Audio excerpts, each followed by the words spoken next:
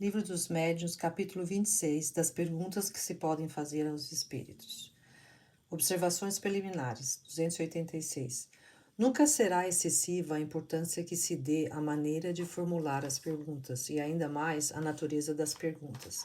Duas coisas se devem considerar nas que se dirigem aos espíritos: a forma e o fundo. Pelo que toca à forma, devem ser redigidas com clareza e precisão, evitando as questões complexas. Mas outro ponto há, não menos importante, a ordem que deve presidir a disposição das perguntas. Quando um assunto reclama uma série delas, é essencial que se encadeiem com método, de modo a decorrerem naturalmente uma das outras. Os espíritos, nesse caso, respondem muito mais facilmente e mais claramente do que quando essas se sucedem ao acaso, passando sem transição de um assunto para o outro. Esta é a razão porque é sempre muito conveniente prepará-las de antemão, salvo o direito de, durante a sessão, intercalar as que as circunstâncias tornarem necessárias, além de que a redação será melhor quando feita prévia. E descansadamente, esse trabalho preparatório constitui, como já o dissemos, uma espécie de evocação antecipada, a que pode o espírito ter assistido e que o dispõe a responder. É de notar-se que muito frequentemente o espírito responde por antecipação a algumas perguntas, o que prova que já as conhecia. O fundo da questão exige atenção ainda mais séria, por enquanto é, muitas vezes, a natureza da pergunta que provoca uma resposta exata ou falsa. Algumas há que os espíritos não podem ou não devem responder, por motivos que desconhecemos. Será, pois, inútil insistir.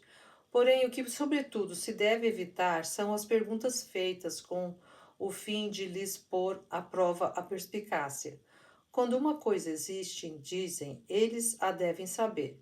Ora, precisamente porque conheceis a coisa, ou porque tendes os meios de verificá-la, é que eles não se dão o trabalho de responder.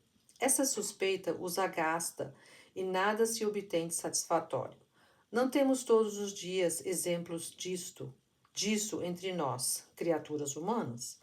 Homens superiores, conscientes do seu valor, gostariam de responder a todas as perguntas tolas que objetivassem submetê-las a um exame, como se foram estudantes.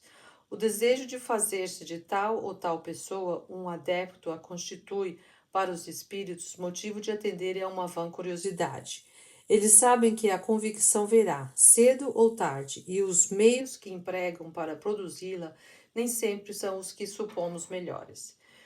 Imaginai um homem grave, ocupado em coisas úteis e sérias, incessantemente importunado pelas perguntas pueris de uma criança, e tereis ideia do que devem pensar os espíritos superiores de todas as futilidades que lhes perguntam.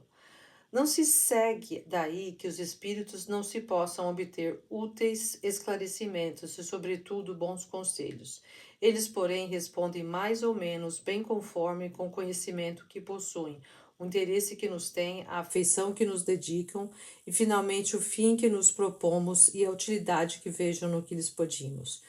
Se, entretanto, o inquirimos unicamente porque o julgamos mais capazes do que outros de nos esclarecerem melhor sobre as coisas deste mundo, claro é que não nos poderão dispensar grande simpatia. Nesse caso, curtas serão suas aparições, e muitas vezes, conforme o grau de imperfeição de que ainda se resistam, manifestarão mau humor por terem sido inutilmente incomodados. 287.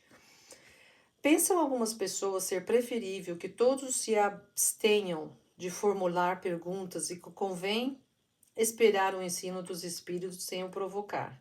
É um erro. Os espíritos dão, não há dúvida, instruções espontâneas de alto alcance e que errôneo seria desprezar-se. Mas explicações há que frequentemente se teriam de esperar longo tempo se não fossem solicitadas, sem as questões que propusemos. O livro dos espíritos e o livro dos médios ainda estariam por fazer-se, ou pelo menos muito incompletos e sem solução uma imensidade de problemas de grande importância. As questões, longe de terem qualquer inconveniente, são da grandíssima utilidade do ponto de vista da instrução, quando quem as propõe sabe encerrá-las nos devidos limites.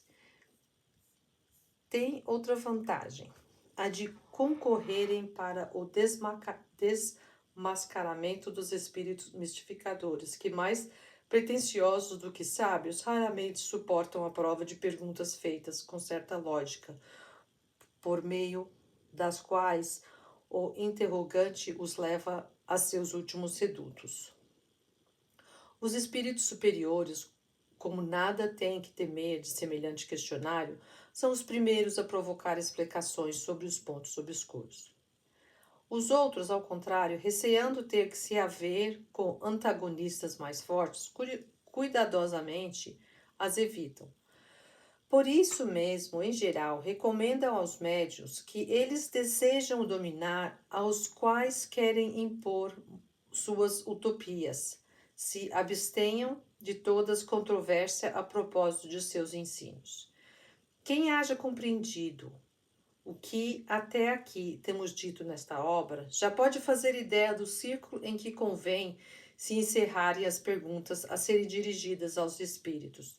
Todavia, para maior segurança, inserimos abaixo as respostas que eles nos deram acerca dos assuntos principais sobre que as pessoas pouco experientes se mostram, em geral, dispostas a interrogá-los. 288. Perguntas simpáticas e antipáticas aos espíritos. Primeiro, os espíritos respondem de boa vontade a perguntas que lhes são dirigidas? Conforme as perguntas, os espíritos sérios sempre respondem com prazer às que têm por objetivo o bem e os meios progredir-lhes. Não atendem às fúteis. Segunda, basta que uma pergunta seja séria para obter uma resposta séria? Não, isso depende do espírito que responde. Mas uma pergunta séria não afasta os espíritos levianos? Não, a pergunta que afasta os espíritos levianos é o caráter daquele que a formula. Terceira, quais as perguntas com que mais antipatizam os bons espíritos? Todas as que sejam inúteis ou feitas por pura curiosidade para experimentá-los. Nesses casos, não respondem e se afastam. Haverá questões que sejam antipáticas aos espíritos inferiores? Unicamente as que possam pôr-lhes de manifesto a ignorância ou o embuste quando procuram enganar. A não ser isso, respondem a tudo, sem se preocuparem com a verdade. Quarta, que se deve pensar das pessoas que nas manifestações espíritas apenas veem uma distração e um passatempo, ou um meio de obterem revelações sobre o que as interessa? Essas pessoas agradam muito aos espíritos inferiores, que do mesmo modo que elas gostam de divertir-se e rejubilam quando as têm mistificado. Quinta, quando os espíritos não respondem a certas perguntas, será porque o não queiram ou porque uma força superior se opõe a certas revelações? Por ambas essas causas, há coisas que não podem ser reveladas e outras que o próprio espírito não conhece. Insistindo-se fortemente, o espírito acabaria respondendo? Não. O espírito que não quer responder tem sempre a facilidade de se ir embora. Por isso é que se torna necessário espereis quando se vos diz que os façais, e sobretudo não vos obstineis em querer forçar-nos a responder. Insistir para obter uma resposta que não quer dar é um meio certo de ser enganado. Sexta, todos os espíritos são aptos a compreender as questões que lhes proponham? Muito ao contrário, os espíritos inferiores são incapazes de compreender certas questões, o que não impede respondam bem ou mal, como sucede entre vós mesmos. Nota. Em alguns casos, e quando seja conveniente, sucede uma frequência de um espírito esclarecido vem em auxílio do espírito ignorante e lhe sopra o que deva dizer. Isso se reconhece facilmente pelo contraste de certas respostas e, além do mais, porque o próprio espírito que sempre o diz. O fato, entretanto, só ocorre com os espíritos ignorantes, mas de boa fé, nunca com os que fazem alarde de falso saber. 289. Perguntas sobre o futuro. Sétima. Podem os espíritos dar-nos a conhecer o futuro? Se o homem conhecesse o futuro, descuidar-se-ia do presente. É esse ainda um ponto sobre o qual insiste sempre, no desejo de obter uma resposta precisa. Grande erro há nisso, porquanto a manifestação dos espíritos não é um meio de adivinhação. Se fizestes questão absoluta de uma resposta, recebê-las-eis de um espírito dodivanas. Temo-lo dito a todo momento. Veja o livro dos Espíritos, Conhecimento do Futuro, questão 868. Oitava. Não é certo, entretanto, que às vezes alguns acontecimentos futuros são anunciados espontaneamente e com verdade pelos espíritos? Pode dar-se que o espírito preveja coisas que julgue conveniente revelar ou que ele tem o por missão tornar conhecidas. Porém, neste terreno ainda são mais de temer os espíritos enganadores que se divertem em fazer previsões. Só o conjunto das circunstâncias permite se verifique o grau de confiança que elas merecem. Nona. De que gênero são as previsões de que mais se devem desconfiar? Todas as que não tiverem um fim de utilidade geral. As predições pessoais podem quase sempre ser consideradas apócrifas. Décima, a que fim visam os espíritos que anunciam acontecimentos que se não realizam? Fazem-nos as mais das vezes para se divertirem com a credulidade, o terror ou a alegria que provocam. Depois riem-se do desapontamento. Essas predições mentirosas trazem, no entanto, algumas vezes um fim sério. Qual o de pôr à prova aquele a quem não feitas, mediante uma apreciação da maneira por que toma o que lhe é dito e dos sentimentos bons ou maus que isso lhe desperta. Nota. É o que se daria, por exemplo, com a predição do que possa lisonjear a vaidade ou a ambição, como a morte de uma pessoa, a perspectiva de uma herança, etc. 11. 11ª. Porque quando fazem pressentir um acontecimento, os espíritos sérios de ordinário não determinam a data? Será porque não possam ou porque não queiram? Por uma ou outra coisa. Eles podem, em certos casos, fazer um acontecimento seja pressentido. Nessa hipótese, é um aviso que vos dão. Quanto a precisar-lhe a época, é frequentemente não o devem fazer. Também sucede com frequência não o poderem, por não o saberem eles próprios. Pode o espírito prever que um fato se dará, mas o momento exato pode depender de acontecimentos que ainda se não verificaram e só Deus conhece. Os espíritos levianos que não escrupulizam de vos enganar, esses determinam os dias e as horas sem se preocuparem com que o fato predito ocorra ou não. Por isso é que toda predição circunstanciada vos deve ser suspeita. Ainda uma vez, a nossa missão consiste em fazer-vos progredir. Para isso, vos auxiliamos tanto quanto podemos. Jamais será enganado aquele que os espíritos superiores pedir a sabedoria. Não acrediteis, porém, que percamos o nosso tempo em ouvir as vossas futilidades e em vos predizer a boa fortuna. Deixamos esse engano aos espíritos levianos, que com isso se divertem como crianças travessas. A providência pôs limite às revelações que podem ser feitas ao homem. Os espíritos sérios guardam silêncio sobre tudo aquilo que lhes é defeso revelarem. Aquele que insista por uma resposta se expõe aos embustes dos espíritos inferiores, sempre pronto a se aproveitarem das ocasiões que tenham de armar laços à vossa credulidade. Nota, os espíritos veem ou pressentem por indução os acontecimentos futuros. Veem-nos a se realizarem num tempo que ele não medem como nós. Para que lhes determinassem a época, seria mister que se identificassem com a nossa maneira de calcular a duração, o que nem sempre consideram necessário. Daí, não raro, uma causa de erros aparentes. 12ª.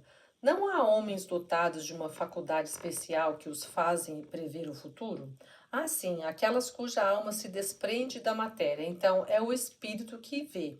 e quando é conveniente, Deus lhe permite revelar em certas coisas para o bem. Todavia, mesmo entre esses, são em maior número os impostores e os charlatões. Nos tempos vindouros, essa faculdade se tornará mais comum. 13ª, que pensar dos espíritos que gostam de predizer a alguém o dia e a hora certa em que morrerá? São espíritos de mau gosto, de muito mau gosto mesmo, que outro fim não tem se não gozar com o medo que causa. Ninguém se deve preocupar com isso. 14ª. Como é então que certas pessoas são avisadas por pressentimento da época em que morrerão? As mais das vezes é o próprio espírito delas que vem a saber disso em seus momentos de liberdades e guardam ao despertar a intuição do que entrevia.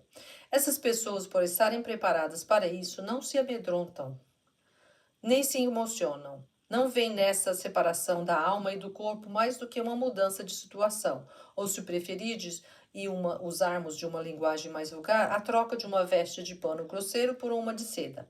O temor da morte irá diminuindo à medida que as crenças espíritas se forem dilatando. 290. Sobre as existências passadas e vindouras. 15ª. Podem os espíritos dar-nos a conhecer as nossas existências passadas? Deus algumas vezes permite que essa vos seja reveladas, conforme objetivos. Se for para a vossa edificação e instrução, as revelações serão verdadeiras, e nesse caso, feitas quase sempre espontaneamente, de modo inteiramente imprevisto. Ele, porém, não o permite nunca satisfação de vã curiosidade. Por que é que alguns espíritos nunca se recusam a fazer essa espécie de revelações? São os espíritos brincalhões que se divertem à vossa custa. Em geral, deveis considerar falsas ou, pelo menos, suspeitas todas as revelações desta natureza que não tenham um fim eminentemente sério e útil. Aos espíritos zombeteiros, apraz lisonjear o amor próprio por meio de pretendidas origens. Há médios e crentes que aceitam como boa moeda o que lhes é dito a esse respeito e não veem que o estado atual de seus espíritos em nada justifica a categoria que pretendem ter ocupado. Vaidadezinha que serve de divertimento aos espíritos brincalhões, tanto quanto para os homens, fora mais lógico e mais consentâneo com a marcha progressiva dos seres que tais pessoas houvessem subido, em vez de terem descido, o que, sem dúvida, lhes seria mais honroso.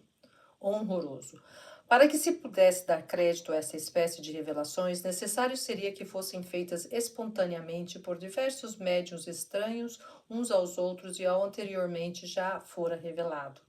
Então, sim, razão evidente haveria para crer-se. B. Assim como não podemos conhecer a nossa individualidade anterior, segue-se que também nada podemos saber do gênero de existência que tivemos, da posição social que ocupamos, das virtudes e dos defeitos que em nós predominaram. Não, isso podem ser revelado, porque dessas revelações podeis tirar proveito para vos melhorardes. Aliás, estudando o vosso presente, podeis vós mesmo deduzir o vosso passado.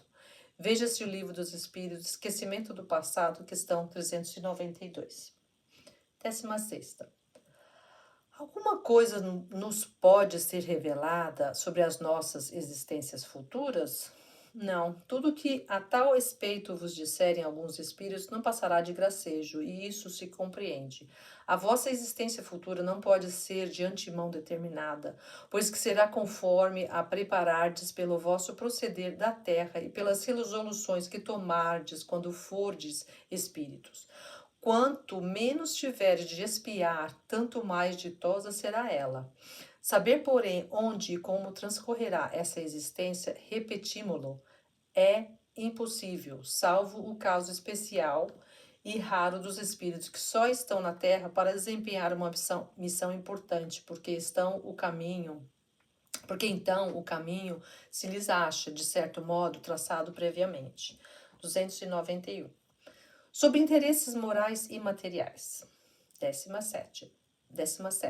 Podem pedir-se conselhos aos espíritos? Certamente, os bons espíritos jamais recusam auxílio aos que os invocam com confiança, principalmente no que concerne à alma. Repele, porém, os hipócritas, o que simulam pedir a luz e se comprazem nas trevas. 18º. Podem os espíritos dar conselhos sobre coisas de interesse privado? Algumas vezes, conforme o motivo. Isso também depende daqueles a quem tais conselhos são pedidos. Os que se relacionam com a vida privada são dados com mais exatidão pelos espíritos familiares, que são os que se acham mais ligados à pessoa que o pede e se interessam pelo que lhe diz respeito. É o amigo, o confidente dos vossos mais secretos pensamentos, mas é tão frequente os cansardes como perguntas banais que eles vos deixam. Tão absurdo fora perguntar-de sobre coisas íntimas a espíritos que vos são estranhos, como seria o vos dirigirdes para isso ao primeiro indivíduo que encontrasseis no vosso caminho. Jamais devereis esquecer que a puerilidade das perguntas é incompatível com a superioridade dos espíritos. Preciso igualmente leveis em conta as qualidades do espírito familiar, que pode ser bom ou mal, conforme suas simpatias pela pessoa a quem se ligue. O espírito familiar de um homem mau é um mau espírito, cujos conselhos podem ser perniciosos, mas que se afasta e cede o lugar a um espírito melhor, se o próprio homem se melhora. Unem-se os que se assemelham. 19ª. Podem os espíritos familiares favorecer os interesses materiais por meio de revelações? Podem, algumas vezes o fazem, de acordo com as circunstâncias, mas ficais certos de que os bons espíritos nunca se prestam a servir a cupidez. Os maus vos fazem brilhar diante dos olhos mil atrativos, a fim de vos espicaçarem e depois mistificarem pela decepção. Ficai também sabendo que, se é da vossa prova passar por tal ou tal vicissitude, os vossos espíritos protetores poderão ajudar-vos a suportá-la com mais resignação, poderão mesmo às vezes suavizá-la, mas no próprio interesse do vosso futuro não lhes é lícito isentar-vos dela. Um bom pai não concede ao filho tudo o que ele se deseja. Nota. Os nossos espíritos protetores podem, em muitas circunstâncias, indicar-nos o melhor caminho, sem, entretanto, nos conduzirem pela mão, porque, se assim fizessem, perderíamos o mérito da iniciativa e não ousaríamos dar um passo sem a eles recorrermos, com prejuízo de nosso aperfeiçoamento. Para progredir, precisa o homem muitas vezes adquirir experiência à sua própria custa. Por isso é que os espíritos ponderados nos aconselham, mas quase sempre nos deixam entregues às nossas próprias forças, como faz o educador hábil com seus alunos. Nas circunstâncias ordinárias da vida, eles nos aconselham pela inspiração, deixando-nos assim todo o mérito do bem que façamos, como toda a responsabilidade do mal que pratiquemos. Fora abusar da concedência dos espíritos familiares e equivocar-se quanto à missão que lhes cabe ou interrogá-los a cada instante sobre as coisas mais vulgares, como o fazem certos médiuns. Alguns as que por um sim, por um não, tomam o lápis e pedem conselho para o ato mais simples.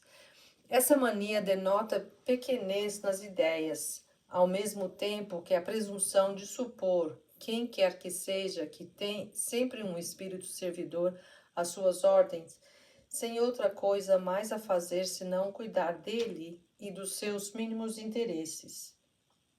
Além disso, quem assim procede aniquila o seu próprio juízo e se reduz a um papel passivo, sem utilidade para a vida presente e indubitavelmente prejudicial ao adiantamento futuro. Se há puerilidade em interrogarmos os espíritos sobre coisas fúteis, menos puerilidade não há da parte dos espíritos que se ocupam espontaneamente com o que se pode chamar negócios caseiros. Em tal caso, Eles poderão ser bons, mas inquestionavelmente ainda são muito terrestres. 20ª. Se uma pessoa ao morrer deixar embaraçados seus negócios, poder-se-á pedir a seu espírito que ajude a desembaraçá-los, poder-se-á também interrogá-lo sobre o quanto dos haveres que deixou dado ao caso de se não conhecer esse quanto, desde que isso se faça no interesse da justiça. Esqueceis que a morte é a libertação dos cuidados terrenos. Julgais então que o espírito ditoso, com a liberdade que goza, venha à boa vontade retomar a cadeia de que se livrou e ocupar-se com coisas que já não o interessam apenas para satisfazer a cupidez de seus herdeiros, que talvez hajam rejubilado com sua morte, na esperança de que lhes fosse ela proveitosa? Falais de justiça, mas a justiça para esses herdeiros está na decepção que lhes sofre a cobiça. É o começo das punições que Deus lhes reserva à avidez dos bens na terra. Demais, os embaraços em que às vezes a morte de uma pessoa deixa seus herdeiros fazem parte das provas da vida. E no poder de nenhum espírito está a libertar-vos delas, porque se acham compreendidas no decreto de Deus. Nota: a resposta acima desapontará sem dúvida os que imaginam que os espíritos nada de melhor têm a fazer do que nos servirem de auxiliares clarividentes e nos ajudarem não a subirmos para o céu, mas a nos prendermos à terra. Outra consideração vem em apoio dessa resposta. Se o homem, por incúria durante a vida, deixou seus negócios em desordem, não é de crer que, depois da morte, tenha com eles mais cuidados. Porquanto feliz deve sentir-se de estar livre dos aborrecimentos que tais negócios lhe causavam, e por pouco elevado que seja, ainda menos importância lhes ligará como espírito do que como homem. Quanto aos bens desconhecidos que haja podido deixar, nenhum motivo lhe dão para que se interesse por herdeiros ávidos, que provavelmente já não pensariam nele, se alguma coisa não esperassem colher. Se estiver ainda imbuído das paixões humanas, poderá mesmo encontrar malicioso prazer no desapontamento dos que lhe cobiçavam a herança. Se, no interesse da justiça das pessoas que lhe são caras, um espírito julgar conveniente fazer revelações deste gênero, fá-las-á espontaneamente, e para obtê-las ninguém precisa ser médium, nem recorrer a um médium. O próprio espírito dará conhecimento das coisas, por meio de circunstâncias fortuitas, não todavia por efeito de pedidos que se lhe façam, visto que semelhantes pedidos de modo algum podem mudar a natureza das provas que os encarnados devem sofrer. Eles constituíram antes uma maneira de as agravar, porque são quase sempre indício de cupidez e dão a ver ao espírito que os que o formulam só que ocupam com ele por interesse. Veja-se o item 295. 292. Sobre a sorte dos espíritos. 21ª. Podem pedir-se aos espíritos esclarecimentos sobre a situação em que se encontram no mundo espiritual? Sim, a eles os dão de boa vontade, quando é a simpatia que dita o pedido, ou o desejo de lhe ser útil, e não a simples curiosidade. 22ª. Podem os espíritos descrever a natureza de seus sofrimentos ou da felicidade do que gozam? Perfeitamente, e as revelações dessa espécie só um grande ensinamento para vós outros, porquanto vos iniciam no conhecimento da verdadeira natureza das penas e das recompensas futuras. Destruindo as falsas ideias que hajais formado a tal respeito, elas tendem a reanimar a vossa fé e a vossa confiança na bondade de Deus. Os bons espíritos se sentem felizes em vos descrever a felicidade dos eleitos. Os maus podem ser constrangidos a descrever seus sofrimentos, a fim de que o arrependimento os ganhe.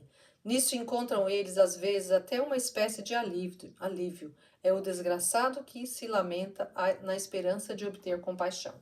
Não esqueçais que o fim essencial, exclusivo do Espiritismo, é a vossa melhora e que, para o alcançardes, é que os Espíritos têm a permissão de vos iniciarem na vida futura, oferecendo-vos dela exemplos de que podeis aproveitar.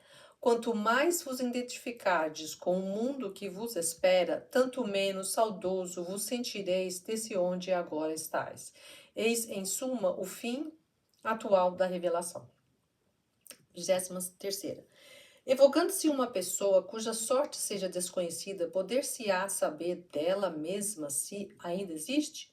Sim, se a incerteza de sua morte não constituir uma necessidade ou uma prova para o que tenham interesse em sabê-lo. A. Se estiver morta, poderá dar a conhecer as circunstâncias de sua morte de modo que ela possa ser verificada? Se ligar a isso alguma importância, falou-á. Se assim não for, pouco se incomodará com semelhante fato. Nota: a experiência demonstra que, nesse caso, o espírito de nenhum modo se acha empolgado pelos motivos do interesse que possam ter os vivos de conhecerem as circunstâncias em que se deu a sua morte. Se ele tiver empenho em as revelar, falo-á por si mesmo, quer mediunicamente, quer por meio de visões ou aparições. No caso contrário, pode perfeitamente um espírito mistificador enganar os inquiridores e divertir-se com os induzir a procederem a pesquisas inúteis. Acontece frequentemente que o desaparecimento de uma pessoa cuja morte não pode ser oficialmente comprovada traz embaraços aos negócios da família. Só excepcionalmente, em casos muito raros, temos visto os espíritos indicarem a pista da verdade nesse terreno, atendendo a pedidos que lhes são feitos. Se o quisessem, é fora de dúvida que o poderiam. Porém, as mais das vezes isso não lhes é permitido, desde que tais embaraços representem provas para que os que anseiam por vê-los removidos. É, pois, embalar-se em quimérica esperança, o pretender alguém conseguir por esse meio entrar na posse de heranças, das quais o único traço positivo que lhes fica é o dinheiro despendido para tal fim. Não faltam espíritos dispostos a alimentar semelhantes esperanças e que nenhum escrúpulo tem em induzir os que lhes dão crédito, as pesquisas com as quais os que a elas se entregam devem dar-se por muito felizes, quando daí lhes resulte apenas um pouco de ridículo. 293. Sobre a saúde. 24ª. Podem os espíritos dar conselhos relativos à saúde? A saúde é uma condição necessária para o trabalho que se deve executar na Terra, pelo que os espíritos se ocupam de boa vontade com ela. Mas, como há ignorantes e sábios entre eles, convém que, para isso, como para qualquer outra coisa, ninguém se dirija ao primeiro que apareça. 25ª. Se nos dirigirmos ao espírito de uma celebridade médica, poderemos estar mais certos de obter um bom conselho? As celebridades terrenas não são infalíveis e alimentam às vezes ideias sistemáticas, que nem sempre são justas e das quais a morte não as liberta imediatamente. A ciência terrestre bem pouca coisa é ao lado da ciência celeste. Só os espíritos superiores possuem essa última ciência. Se usarem de nomes que conheçais, podem eles saber sobre todas as coisas muito mais do que os vossos sábios. Não é só a ciência os que torna superiores os espíritos, e muito espantados ficareis da categoria que alguns sábios ocupem entre nós. O espírito de um sábio pode, pois, não saber mais do que quando estava na terra, desde que não haja progredido como espírito. 26ª. O sábio, ao se tornar espírito, reconhece seus erros científicos?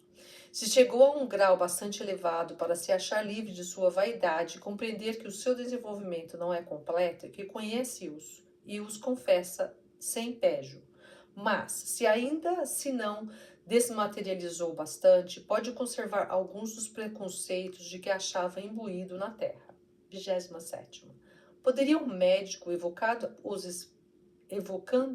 os espíritos de seus clientes que morreram, obter esclarecimento sobre o que lhes determinou a morte, sobre as faltas que haja porventura cometido no tratamento deles e adquirir assim um acréscimo de experiência? Pode. E isso lhe seria muito útil, sobretudo se conseguisse a assistência de espíritos esclarecidos que supririam a falta de conhecimentos de certos doentes. Mas, para tal, fora mister que ele fizesse esse estudo de modo sério, assíduo, com um fim humanitário, e não como meio de adquirir sem trabalho, saber e riqueza. 294. Sobre as invenções e descobertas. 28ª. Podem os espíritos guiar os homens nas pesquisas científicas e nas descobertas? A ciência é obra do gênio. Só pelo trabalho deve ser adquirida, pois só pelo trabalho é que o homem se adianta no seu caminho. Que mérito teria ele, se não lhe fosse preciso mais do que interrogar os espíritos para saber tudo? A esse preço, qualquer imbecil poderia tornar-se sábio.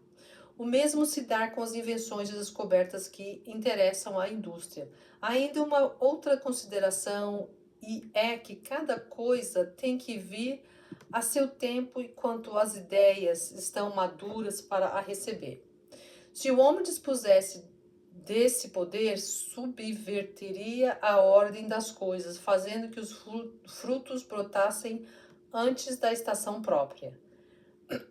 Disse Deus ao homem: tirarás da terra do teu alimento, o teu alimento com o suor do teu rosto. Admirável figura que pinta a condição em que ele se encontra nesse mundo. Tem que progredir em tudo pelo esforço no trabalho. Se lhe dessem as coisas inteiramente prontas, de que lhe serviria a inteligência? Seria como estudante cujos deveres um outro faça. 29ª. O sábio e o inventor nunca são assistidos em suas pesquisas pelos espíritos? Isso é muito diferente. Quando há chegado o tempo de uma descoberta, os espíritos encarregados de lhe dirigirem a marcha procuram o homem capaz de a levar a efeito e lhes inspiram as ideias necessárias, mas de maneira a lhe deixarem todo o mérito da obra, porquanto essas ideias preciso é que ele as elabore e ponha em execução. O mesmo se dá com todos os grandes trabalhos da inteligência humana. Os espíritos deixam cada homem na sua esfera. Daquele que só é apto a cavar a terra, não farão depositário dos segredos de Deus, mas sabem tirar da obscuridade aquele que seja capaz de lhe secundar os desígnios. Não deixeis, pois, que a curiosidade ou a ambição vos arrastem por um caminho que não corresponde aos fins do Espiritismo e que vos conduzirá às mais ridículas mistificações. Nota. O conhecimento mais aprofundado do Espiritismo acalmou a febre das descobertas que, no princípio, toda a gente imaginava poder fazer por meio dele.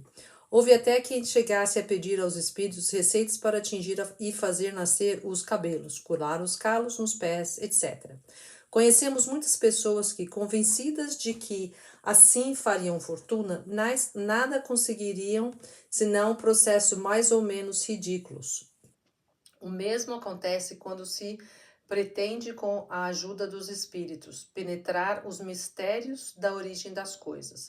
Alguns deles têm sobre essas matérias seus sistemas, que não valem mais do que os dos homens, e aos quais é prudente não dar acolhida, senão com maior reserva. 295. Sobre os tesouros ocultos.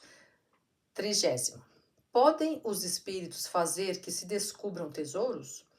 Os espíritos superiores não se ocupam com essas coisas, mas os zombeteiros frequentemente indicam tesouros que não existem, ou se comprazem em apontá-los num lugar quando se acham em lugar oposto. Isso tem a utilidade para mostrar que a verdadeira riqueza está no trabalho. Se a providência destina tesouros ocultos a alguém, esse os achará naturalmente. De outra forma, não. 31ª. Que se deve pensar da crença nos espíritos guardiões de tesouros ocultos? Os espíritos que ainda não estão desmaterializados se apegam às coisas. Avarentos que ocultaram seus tesouros podem, depois de mortos, vigiá-los e guardá-los, e o temor em que vivem de que alguém os venha arrebatar constitui um dos seus castigos até que compreendam a inutilidade dessa atitude. Também há os espíritos da terra, incumbidos de lhe dirigirem a transformações interiores, dos quais, por alegoria, hão feito guarda das riquezas naturais. Nota. A questão dos tesouros ocultos está na mesma categoria da das heranças desconhecidas. Bem louco seria aquele que conteste com as pretendidas revelações que lhe possam fazer os gaiatos no mundo invisível. Já tivemos ocasião de dizer que, quando os espíritos querem ou podem fazer semelhantes revelações, eles as fazem espontaneamente, sem precisarem de médios para isso. Aqui está um exemplo. Uma senhora acabava de perder o marido, depois de 30 anos de vida conjugal, e se encontrava prestes a ser despejada de seu domicílio, sem nenhum recurso pelos enteados para com os quais desempenhara o papel de mãe, chegara ao cúmulo do seu desespero. Quando uma noite o marido lhe apareceu e disse que ela o acompanhasse ao seu gabinete. Lá lhe mostrou a secretária, que ainda estava selada com os selos judiciais, e por um efeito de dupla vista lhe fez ver o interior, indicando-lhe uma gaveta secreta que ela não conhecia e cujo mecanismo lhe explicou, acrescentando: "Previ o que está acontecendo e quis segurar a tua sorte. Nessa gaveta estão as minhas últimas disposições. Deixei-te o usufruto desta casa e uma renda de..." Depois desapareceu. No dia em que foram levantados os selos, ninguém pôde abrir a gaveta. A senhora então narrou o que lhe sucedera. Abriu-a, de acordo com as indicações de seu marido. E lá estava o testamento, conforme os que lhe anunciara. 296. Sobre outros mundos. 32ª. Que confiança se pode depositar nas descrições que os espíritos fazem dos diferentes mundos? Depende do grau de atentamento real dos espíritos que dão essas descrições, pois bem deveis compreender que espíritos vulgares são tão incapazes de vos informarem a esse respeito, quanto o é, entre vós, um ignorante, de descrever todos os países da terra. Formulais muitas vezes sobre esses mundos questões científicas que tais espíritos não podem resolver. Se eles estiverem de boa fé, falarão disso de acordo com suas ideias pessoais. Se forem espíritos levianos, divertir-se-ão e dar-vos descrições estranhas e fantásticas, tanto mais facilmente quanto esses espíritos, que na erraticidade não são menos providos de imaginação do que na terra. Tiram dessa faculdade a narração de muitas coisas que nada têm de real. Entretanto, não julgueis absolutamente impossível obter sobre os outros mundos alguns esclarecimentos. Os bons espíritos se comprazem mesmo em descrever-vos o que eles habitam, como ensino tendente a vos melhorar, induzindo-vos a seguir o caminho que vos conduzirá a esses mundos. É um meio de vos fixarem as ideias sobre o futuro e não vos deixarem na incerteza. Como se pode verificar a exatidão dessas descrições? A melhor verificação reside na concordância que haja entre elas. Porém, lembrai-vos de que semelhantes descrições têm por fim o vosso melhoramento moral e que, por conseguinte, é sobre o estado moral dos habitantes dos outros mundos que poder ser mais bem informados e não sobre o estado físico ou geológico de tais esferas. Com os vossos conhecimentos atuais, não poderíeis mesmo compreendê-lo. Semelhante estudo de nada serviria para o vosso progresso na terra, e toda a possibilidade tereis de fazê-lo quando nelas estiverdes. Nota. As questões sobre A constituição física é os elementos astronômicos dos mundos. Se compreendem num campo de pesquisas científicas, para cuja efetivação não devem os espíritos poupar-nos os trabalhos que demandam. Se não fosse assim, muito cômodo se tornaria para um astrônomo pedir a espíritos que lhe fizessem os cálculos, o que, no entanto, depois, sem dúvida, esconderia. Se os espíritos pudessem, por meio de revelação, evitar o trabalho de uma descoberta, é provável que o fizessem para um sábio que, por bastante modesto, não hesitaria em proclamar abertamente o meio pelo qual o alcançara, e não os orgulhosos que o renegam e a cujo amor próprio, ao contrário, eles muitas vezes poupam decepções.